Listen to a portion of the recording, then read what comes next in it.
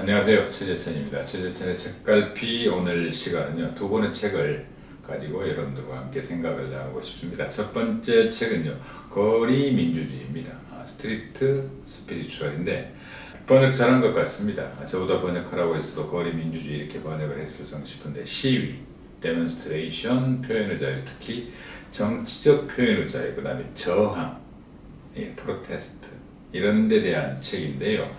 부제는 시위와 조롱의 힘입니다. 아마 저자의 양력을 이야기하면 곧바로 느낌이 오실 겁니다. 국제 엠네스티에서 국제인권옹호국장으로 활동을 시작해서 현재 사무국장으로 재직하고 있다. 이것만으로도 이 책의 내용을 대충 짐작하실 수 있을 거고요. 두 번째 책은 중국의 정치 권력은 어떻게 유지되는가? 강력한 당 국가 시스템과 엘리트 승계. 선출직이 아니잖아요. 사실 물론 자기도 선거를 합니다. 그런데 대단히 제한 선거고 사실상 낙점이라고 그러나요? 원래 전에 왕조에서 어떤 사람을 선택할 때 국왕이 이름을 쓰는 게 아니라 명단 옆에다가 점을 딱 찍거든요. 그래서 낙점이거든요. 선택했다는 의미의 낙점인데, 굳이 따지자면 그런 황제 통치 시절의 그런 낙점 시스템이거든요. 그런데 중국은 잘 돌아간단 말이에요. 그걸 이제 이야기를 했는데, 이쪽도 이제 저자를 생각하시면 쉬울 겁니다. 조호길이라는 분인데요. 중국 공산당의 고위 간부를 교육하는 중앙당교 교수로 계시다가 퇴임한 다음에는 한국의 싱크탱크 여시제에서 연구위원으로 활동하고 있고, 그 제자되는 리신팅이라고 역시 중앙당교에서 정치학 박사를 받고 현재 산동사범대에서 재직 중인 분이 공저를 했습니다. 먼저 거리 민주주의를 가지고 한번 이야기를 나눠보겠습니다. 일괄 예로 한번 들어볼까요? 이게 태국 사진입니다. 샌드위치를 먹는 사진이에요. 이게 무슨 의미가 있느냐?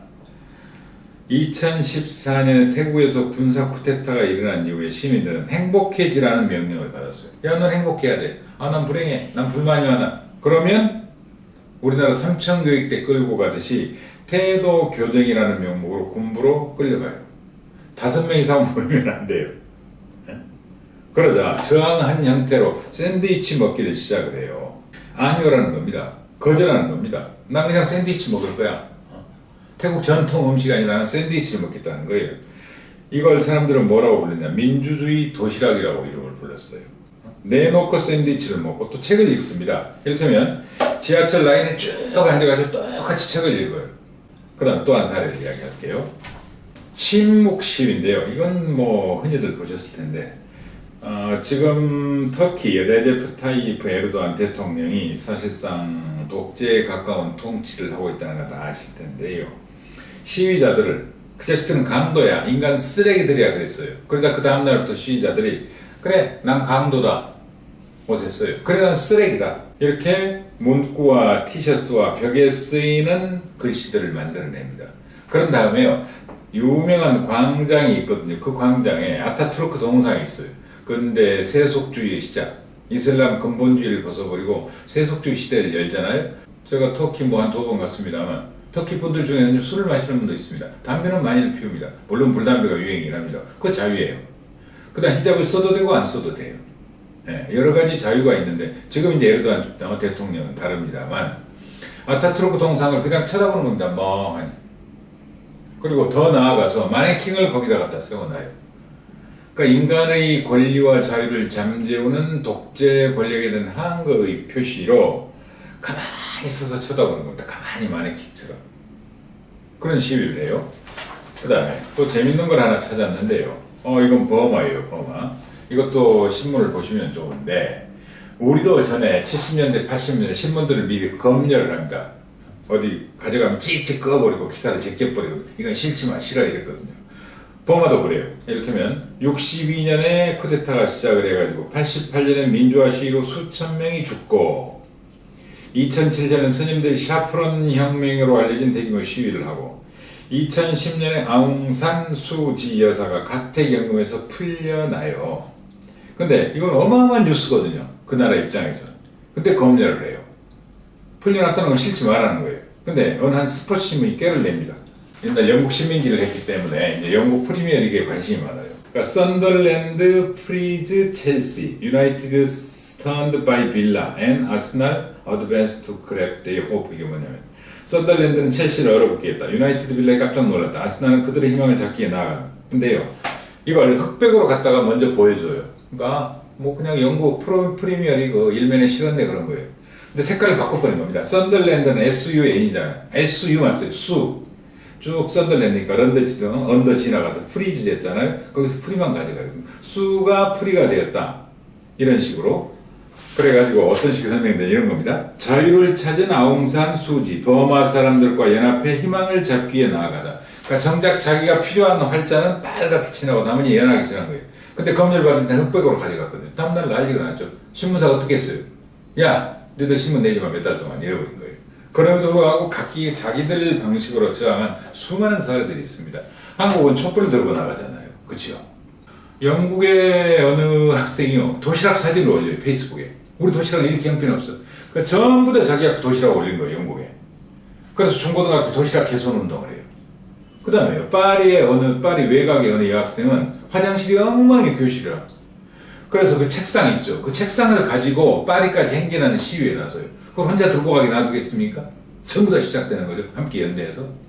그 다음에 전에 사르코지가 대통령 할 때 자기 첫 번째 부인하고 사이에 낳은 아들, 그 아들이 법대를 막 졸업했는데 파리 옆에 신도시 있거든요. 라데팡스라는.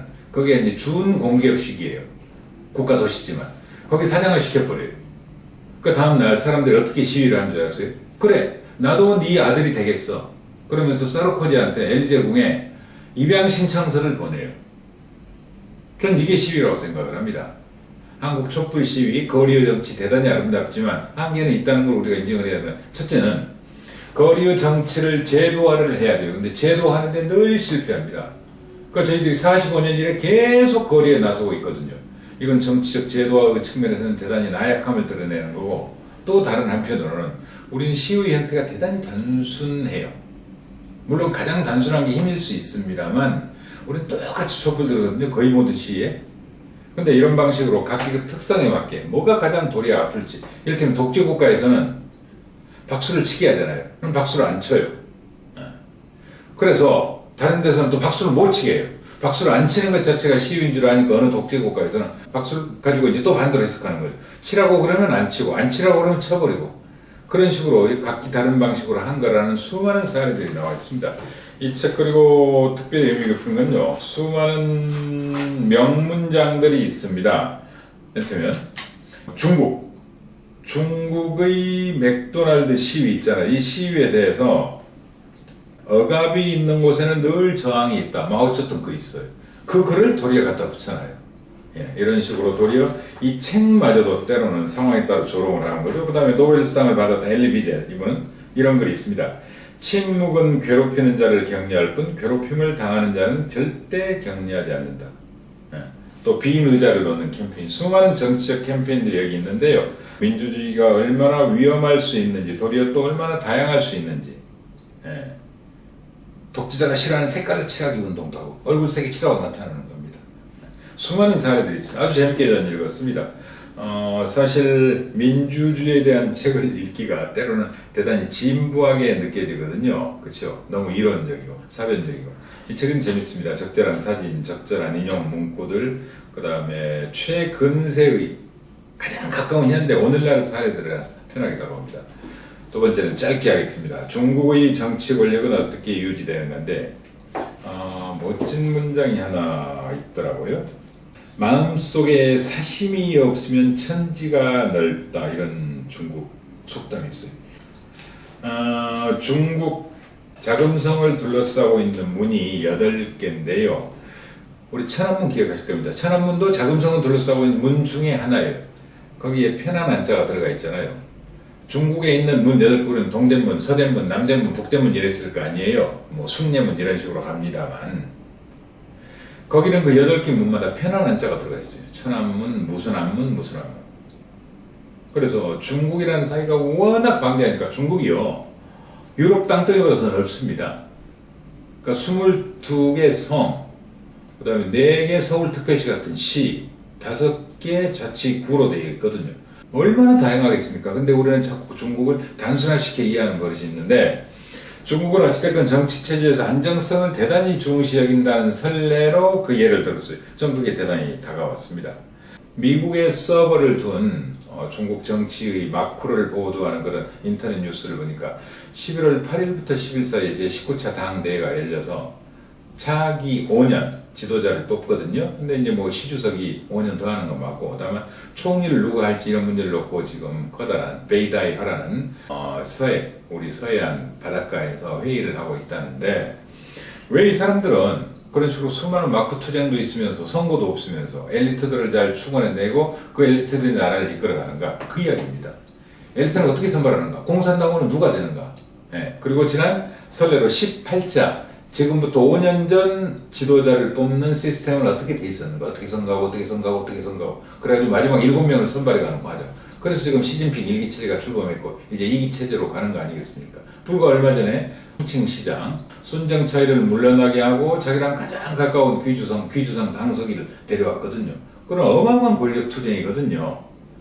여기에 그런 이제 중국 공산당교의 교수님을 하셨기 때문에 그런 대단한 마크 이야기는 덜 써 있습니다만, 대단히 공식적인 문건을 가지고 공식적으로 중국 통치 시스템을 설명한 대단히 상세한 책입니다. 한 가지만 마지막으로 설명드릴게요.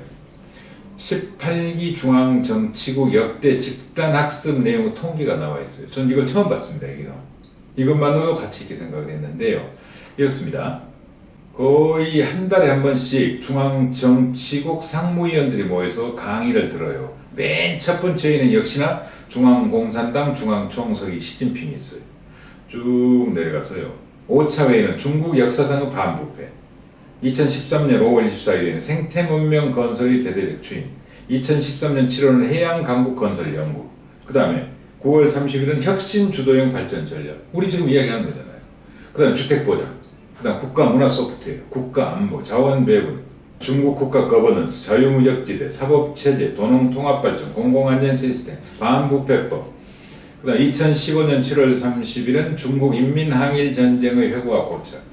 쭉 가서 2015년 11월 23일은 마르크스주의 정치 경제학의 기본 올린 방법론. 그 다음 2016년 4월 29일은 역사상의 실크로드와 해상 실크로드. 2016년 5월 27일은 중국 인구 고령화의 형세 및 대책. 그 시대의 가장 중요한 이슈들을요, 중국 공산당에 대한 이론 교육, 역사 교육과 함께 현안을 다룹니다. 중국 지도자들이 모여서 중국 당대의 최고 학자들을 모여가지고 일종의 집체 학습을 하고 토론을 벌이고 비전을 만들어냅니다. 그래서 당이 결정한 밑으로 쫙 퍼져나가는 거죠.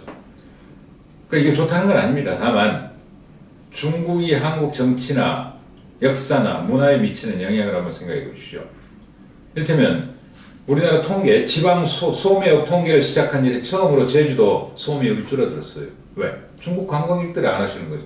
동남아, 서울 사람들이 아무리 내려가도, 다른 지역 분들이 아무리 내려가도 그 중국 소비를 못 따라주는 겁니다, 지금. 이제 문제가 생긴 거죠. 그런 식으로 중국이 사드와 관련된 정책 보복의 성격도 있습니다만, 그 중국이 차지하는 영향을 생각해 볼 때 중국 정치 시스템, 중국 지도자의 양성 시스템을 이야기하는 것은 대단히 전 의미 있다고 생각을 했습니다. 특히 맨 뒷부분에 이광재 전 강원도지사와 이 교수 간에 중국 정치 시스템에 대한 쉬운 편안한 수준의 문답이 있거든요. 정 불편하신 분들은 그 부분만 읽어도 재밌어요. 그 부분만으로 충분히 가치가 있습니다. 중국 중앙당교 교수 출신이 한국에 와서 지금 연구하시면서, 원래는 중국어로 썼다가 번역한 겁니다. 이 책은 중국의 정치 권력은 어떻게 유지되는가, 강력한 당 국가 시스템과 엘리트 승계에 대한 책이고요. 그 전에 소개해드린 책은 거리 민주주의, 거리의 정치에 대한 전 세계적인 사례, 민주주의 오늘에 대한 책이었습니다. 두 가지 민주주의와 중국의 정치 시스템을 가지고 오늘 이야기를 나눴습니다. 다음 시간에 뵙겠습니다. 고맙습니다.